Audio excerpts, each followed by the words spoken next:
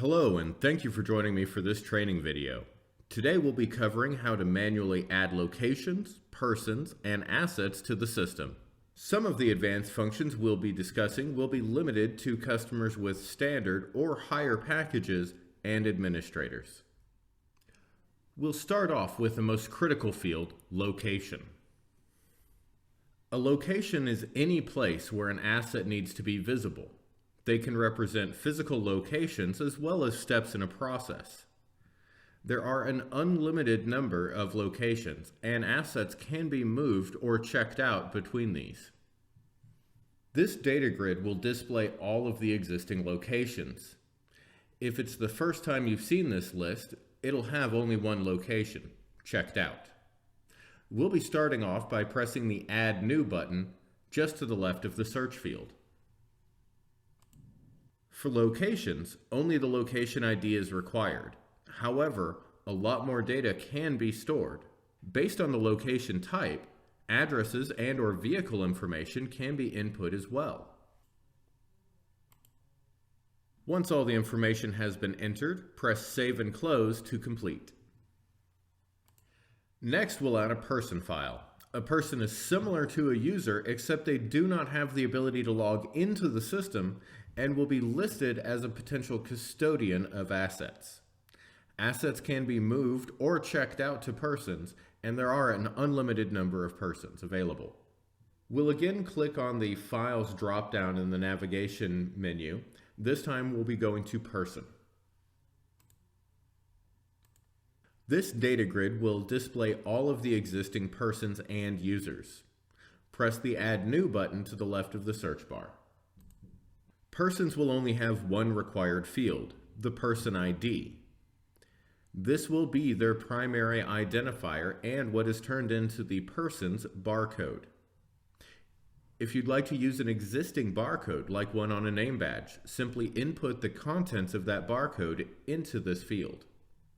While first and last names are recommended, especially when using a badge number, actually email's not required.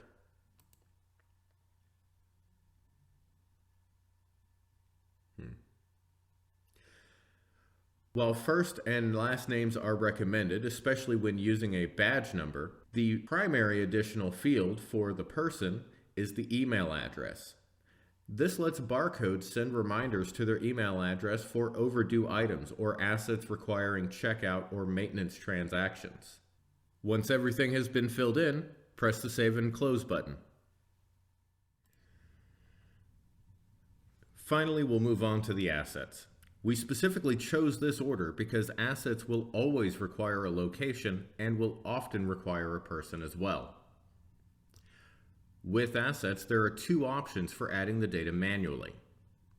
It can be added under the File menu by choosing Asset, or by pressing the Inventory button in the main navigation ribbon. To get started, press the Add New button to the left of the search field. In the asset file, there'll be two required fields: the asset number, which is the part used for the barcode, and the location the asset is at. Additionally, there are fields for cost, vendor, maintenance, warranty dates, depreciation, pictures, documents, and more. For detailed information about the file content, please refer to the wiki, which can be accessed by clicking on the lowercase I in the upper right-hand corner. Once the information is input, press the Save and Close button. As mentioned at the beginning, there are some functions for these files that are limited to standard or higher barcloud packages.